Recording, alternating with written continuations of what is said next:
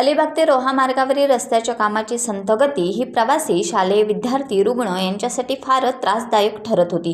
काही दिवसांपूर्वी रस्त्याच्या या अर्धवट कामामुळे एका तरुण वनाधिकाऱ्याचा हकनाक बळी गेला. या रस्त्याचे काम लवकरात लवकर पूर्ण करावे यासाठी रायगड जिल्हा परिषदेचे सदस्य शिवसेनेचे अनंत गोंधळी यांनी प्रशासनाचा पाठपुरावा केला. नुकतीच सार्वजनिक बांधकाम विभागाच्या अधिकाऱ्यांना प्रत्यक्ष भेटून रस्त्याचे काम तत्काळ सुरू करावे यासाठी त्यांनी निवेदन दिले.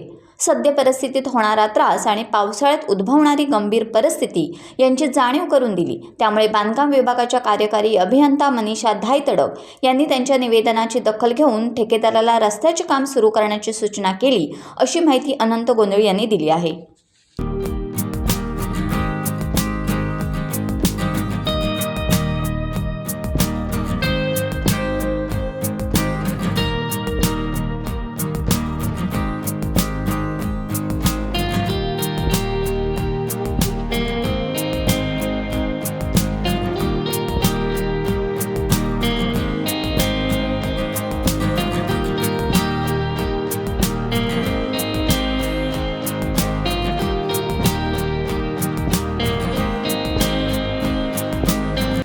बरेच दिवस नाही, बरेच वर्षे बोला.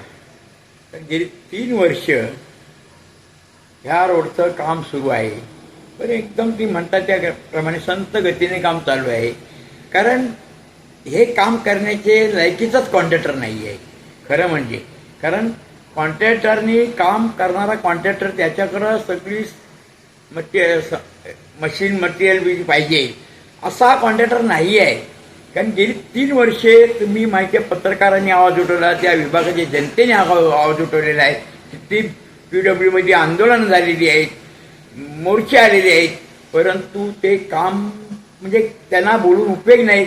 जसं म्हणतात ना गेंड्याच्या कातडीचा, असं ते कॉन्ट्रॅक्टर आहेत. परंतु आम्ही आज माहिती काढली मागे, तुम्ही माहिती आहे निवडणुकीच्या अगोदर, की त्या रोडचं बिल 104 कोटी काम बिल निघालं आहे. GST सोडून 177 कोटीचं काम आहे आणि त्यात काम झालेलं आहे 50% पण काम झालेलं नाही. परंतु आम्ही PWच्या मॅडम यांना भेट दिली, एज्युकेटिव्ह मॅडमला. त्यांना विचारलं हे बिल कसं निघालं. ते म्हणतात की काम झालेल्याचं बिल दिलेलं आहे. परंतु झालेलं कुठे? जे रोहापासून इकडे येणारा रस्ता जो आहे तिकडे काही खड्डे पण नव्हते, तात्पुरते नॉर्मल होते. पण हे कॉन्ट्रॅक्टर हुशार आहे. कारण जिथं खर्चच येणार नाही अशा रोडचं काम सुरू केलं आणि जिथे तक्रारी होत्या, खड्डे पडलेले होते, ॲक्सिडेंट झालेली होती, कित्येक वेळा आम्ही मोर्चे काढले, त्या रोडचं काम केलं नाही. आणि ते बिल काढलं, ते आम्ही सांगितलं, त्यांनी सांगितलं एवढं आम्ही बिल काढलेलं ते काम झालेल्याचं. परंतु जे करायला नको होतं, जे करायला होतं त्या कामावर सुरुवात नाही झाली. म्हणून मी आता 30 तारखेला एज्युकेटिव्ह मॅडमला निवेदन घेऊन गेलो. त्याच्यावर त्यांची काय प्रतिक्रिया? तेही सांगितलं आम्ही त्वरित चालू करतो काम. आणि त्याप्रमाणे जो मागे 6-7 महिने ब्रिज पडला होता पावसाळ्यानंतर, तो ब्रिज पण पडला. त्या टायमाला मी त्यांना ताबडतोब कळवलं आणि रात्री 12 वाजता ते संबंधित अधिकारी डोंगरे म्हणून आहेत आणि तेही कॉन्ट्रॅक्टरला घेऊन आले होते रातोरात. मी जेव्हा त्यांना 9 वाजता कळवल्यावर ते घेऊन आले. आणि दुसऱ्या दिवशी त्यांची AC मॅडमशी आलती आणि हे एज्युकेटिव्ह मॅडम आलती. त्याही सांगितलं आम्ही लवकरात लवकर हे सुरू करतो. आणि त्याच दिवशी काम सुरू केलं. दुसऱ्या दिवशी लोकांना जाण्याचा रस्ता तात्पुरता सुरू झाला. परंतु तो मुरुम भराव होता. आता मुरुम भरावानंतर मॅडमना मी सांगितलं की जर हा मुरुम भराव आता 15 मे नंतर कधी पाऊस पडतो इकडे आणि पाऊस पडला तर त्या नाल्याचं पाणी एवढं थांबलं आणि तिथले राहणारे शेतकरी, जे शेतकरी जमीन आहे त्यांची पूर्ण नुकसान होऊन जाईल. त्याची जिम्मेदारी कोण घेणार आहे? तर त्या म्हणाल्या नाही मी सुरू करतो काम. तर ते ताबडतोब ते या मी 30 तारखेला निवेदन दिले आणि तेही ताबडतोब 1 तारखेला तिथे कॉन्ट्रॅक्टर पाठवून 2 तारखेला ते काम सुरू केलेले. आणि ते आज काम सुरू झाल्यावर समाधान वाटलं.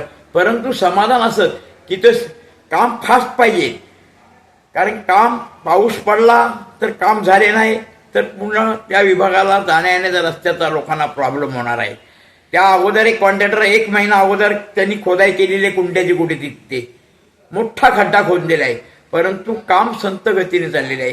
तर त्यांना मी एक विनंती केलेली आहे की तुम्हाला त्या कॉन्ट्रॅक्टरकडून कुठल्या पॉलिटिकलवरून दबाव आहे काय, तुम्ही कॉन्ट्रॅक्टरना अधिकारी म्हणून तुम्ही काम करून घ्या, पॉलिटिकल दबावाला जाऊ नका. आणि हे पॉलिटिकल दबाव जर असेल तसं तुम्ही आम्हाला क्लिअर सांगा, मग आम्ही त्या पॉलिटिकल कोण दबाव देत असेल त्याच्या समोर आम्ही जाऊन लोकांना जाब विचारायला सांगू.